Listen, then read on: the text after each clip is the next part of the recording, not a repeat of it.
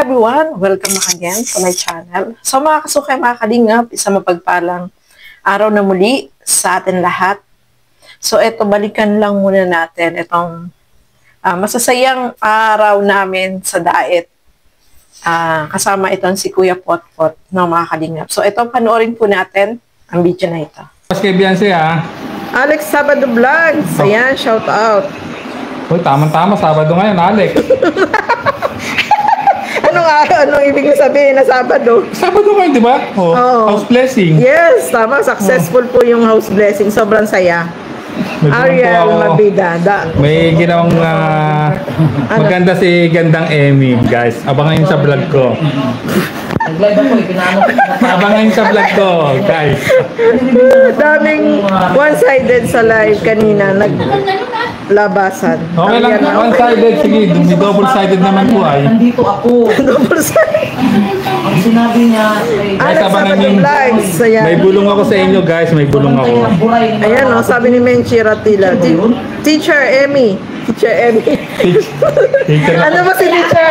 Ano ba si Teacher N? Bakit hindi nagpasalamat si Hindi po teacher si Gandang Emmy. Retired principal. Retired principal po. Retired principal po ay. Early retirement po. Esteban, ating Early retirement ang ino-open yung gano'n.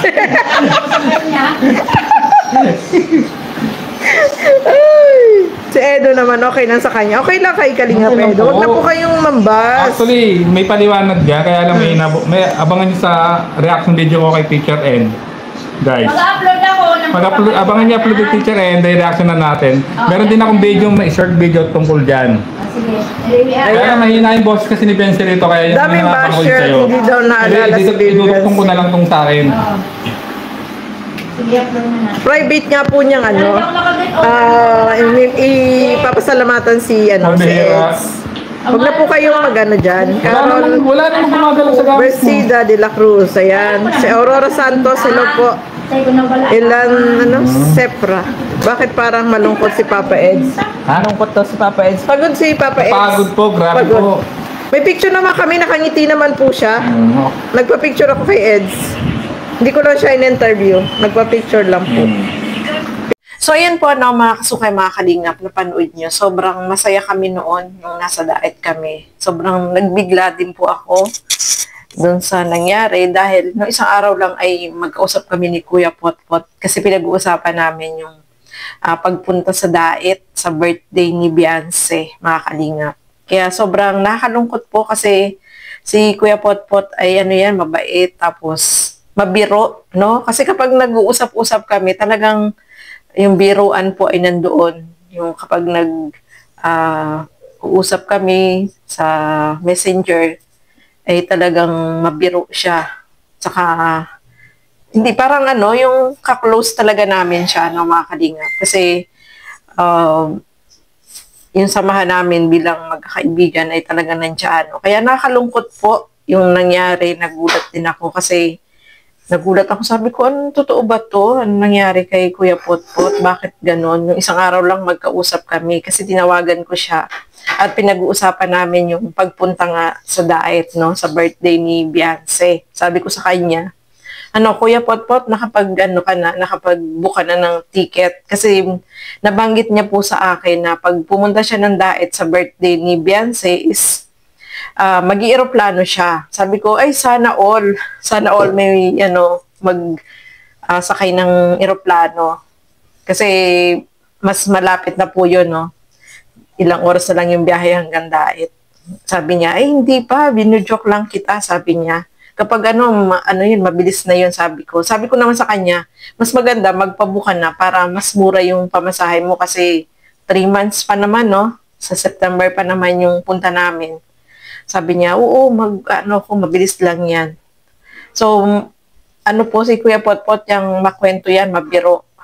Di ba, nakikita nyo naman, pag sa mga live, pag inalo ko siya, sabi ko, Kuya Potpot, halika na, kain tayo, sabi niya. Walang tayo, yun, lagi niyang inaano yun. Tapos mabiro yan, no, mga kalingap. Kaya, mamimiss namin po talaga si Kuya Potpot. Nakakalungkot lang, nakabigla kasi hindi natin inaasahan na ganun yung biglaan yung kanyang pagkawala, no? Kasi pero alam natin na may sakit na po si Kuya Potpot. Kaya nga sabi ko sa kanya kapag nagkukwentuhan kami, huwag kang masyado yung magpa-apekto at saka magpa-stress kasi 'di ba reactor tayo, marami nagbabash. So, sinasabihan namin siya. Sabi niya, okay lang yan. Sa akin, wala yan. Kaya nakakalungkot din po ng mga kalingap na yung isang kasamahan namin ay biglaan yung pagkawala niya. Kasi kabiruan pa namin, ka-close. Kaya mamimiss ka namin, Kuya Potpot, no? At sa family ni Kuya Potpot, condolence po sa family niya. Sa mga naiwan, yung anak niya, no, may anak po siya na kasama niya nung pumunta sa Daet. Yung anak niya na babae. Kasama din po niya nung pumunta. Kaya mamimiss talaga namin si Kuya Potpot. Yung biglaan niyang pagkawala is sobrang nakaka-shock. Kasi hindi natin ini-expect yung buhay natin, no, na hanggang doon na lang pala. Kaya, rest in heaven, Kuya Potpot.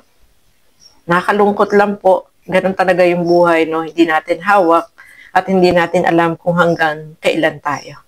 So, ayan, maraming salamat po sa inyong walang sawang panonood at pagsuporta sa aking ina-upload na mga videos. Thank you so much po sa inyo.